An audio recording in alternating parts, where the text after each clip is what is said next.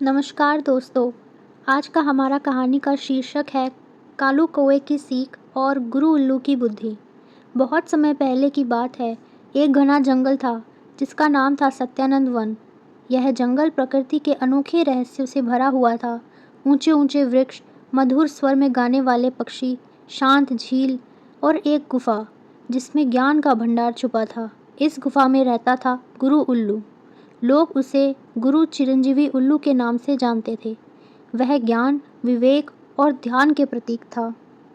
उसी जंगल में एक शरारती, घमंडी और चालाक कौवा भी रहता था, कालू कौवा। वह खुद को सबसे चतुर मानता था और दूसरों का मजाक उड़ाना उसकी आदत थी।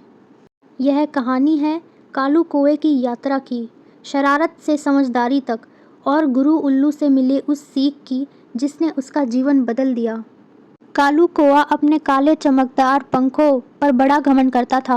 वह सुबह सुबह पेड़ पर बैठता, गीतों के नाम पर कर्कश आवाजें निकालता और बाकी पक्षियों को नींद से उठा देता। जंगल के जानवर उससे बहुत परेशान थे। वह खुद को जंगल का सबसे तेज दिमाग समझता था। एक दिन सुबह सुबह वह तालाब के पास बैठा था और अपने पंखों को देखकर मुस्कुरा रहा था। उफ, ये रंग, ये रौब, ये चाल, कोई मुकाबला नहीं। न मैं तोता जैसा बड़बोला, न मोर जैसा नाचू नाचू। मैं हूँ कालू, जंगल का बॉस। उसी समय एक बुजुर्ग कबूतर ने उससे कहा, बेटा कालू, सुंदरता से ज़्यादा ज़रूरी है व्यवहार और ज्ञान। तुम्हें गुरु उल्लू से मिलना चाहिए। कालू कौवे ने ठराका मारा, हाँ, वो बूढ़ा उल्लू रात में देखता है और दिन में सोता है, उससे क्या सीखूंगा मैं। कबूतर मुस्कुराया, जिस दिन तुम्हारे अहंकार के परकच्छे उड़ेंगे उस दिन वही गुरु तुम्हें राह दिखाएगा। अब एक दिन कालू कौवे ने शरारत में सारी हदें पार कर दी। उसने मोर के नाचते समय उसके पंख चुपके से खींच दिए, बंदर की केले की टोकरी चुराकर गिद्ध के घोंसले में डाल दी और फिर उल्लू के शिष्य एक नन्हे चील के ऊपर गोबर गिरा दिया। अब जंगल में हाहाकार मच गया।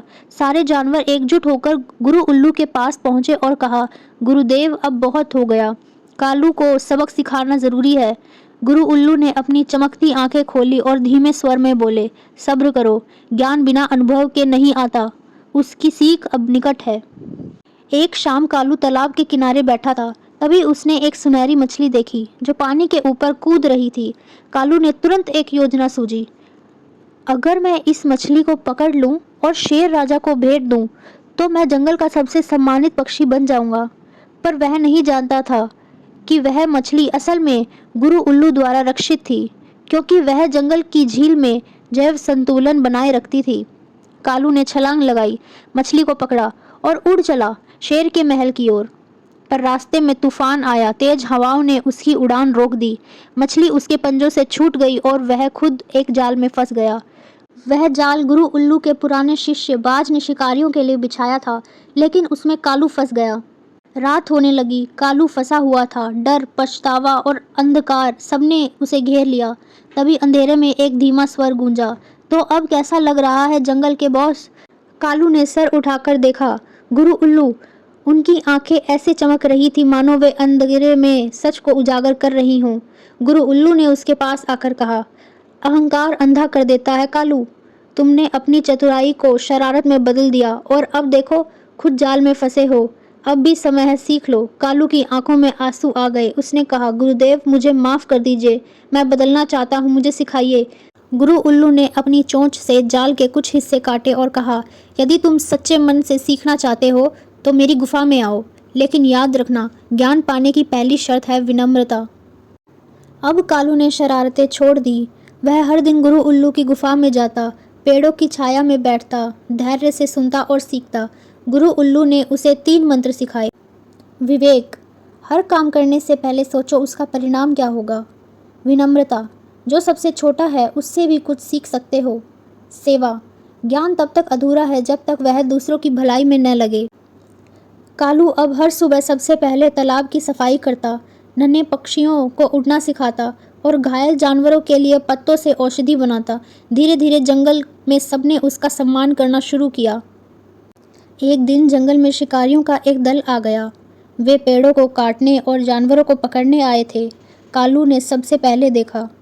उसने बिना समय गंवाए सभी पक्षियों को एक विशेष संकेत दिया जो गुरु उल्लू ने सिखाया था। सारे पक्षी पेड़ों की शाखाओं से पत्ते गिराने लगे, जिससे जमीन पत्तों से ढक गई।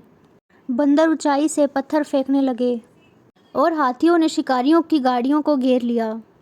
इस योजना से एक शिकारी डरकर भाग निकले। उस शाम गुरु उल्लू ने कालू को अपने पंखों के नीचे बुलाया और कहा, अब तू कालू नहीं, धीर कौआ है, जिसने अंधकार से ज्ञान प्रकाश पाया है।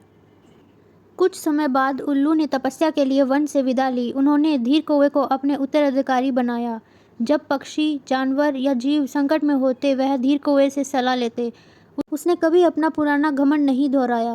वह जानता था, बुद्धि वही जो विनम्रता से जुड़ी हो, ज्ञान वही जो सेवा में लगे। सीखे जो इस कहानी से मिलती है, अहंकार का अंत निश्चित है, ज्ञान के लिए झुकना पड़ता है, सच्चा नेतृत्व सेवा और सहानुभूति से आता है, गलती करना बुरा नहीं पर उसे दोहराना मूर्खता है, गुरु के बिना जीवन अधूरा है। कहानी समाप्त। दोस्तों, अगर आपको हमारी ये कालू कौवे और गुरु उल्लू की कहानी पसंद आई तो चैनल को लाइक, शेयर, सब्सक्राइब ज़रूर करें और बने रहें हमारे चैनल पे ऐसी ही और रोमांचक कहानियों के लिए। धन्यवाद।